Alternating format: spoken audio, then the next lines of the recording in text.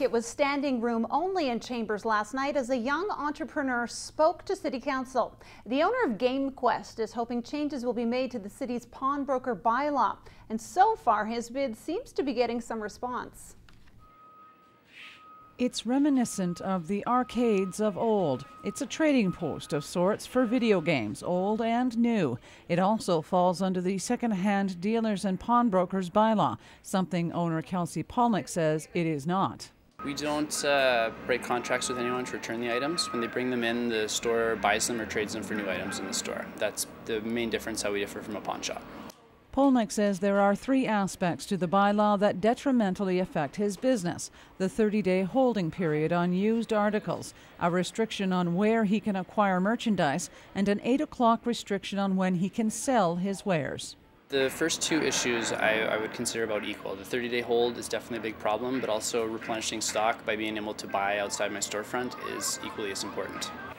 It's probably up to the wall there. We have back here all just boxed 6 feet idle all the way around. He suggested to council reducing the holding period to 7 days, such as they do in Edmonton and Coquitlam, lifting the restrictions on purchasing and moving the sales deadline from 8 p.m. to midnight.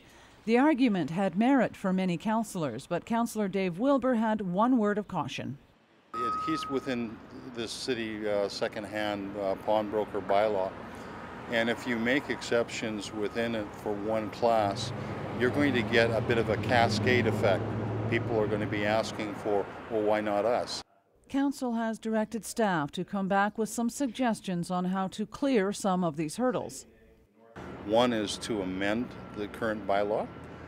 The second is to create a whole new bylaw that deals with it. This is an evolving business and is a very short turnaround kind of business. Wow, this is all stuff you got to hang on to for 30 days? This is very little of it, actually. This is our spare bedroom that we've converted in our house. Oh. Polnick says he had no idea what to expect when he went before council and is hopeful his arguments were heard. I've only spoken with a couple of councillors prior to the meeting, so I was unaware of how 7 of them were going to react, and it was great to see an almost entirely positive response from them. I'm expecting some changes, hopefully ones I recommended, but I'm very curious to see what they come back with on the 8th. That's when staff has said it will return with its report and possible alternatives. Cheryl Jan, CKPG News.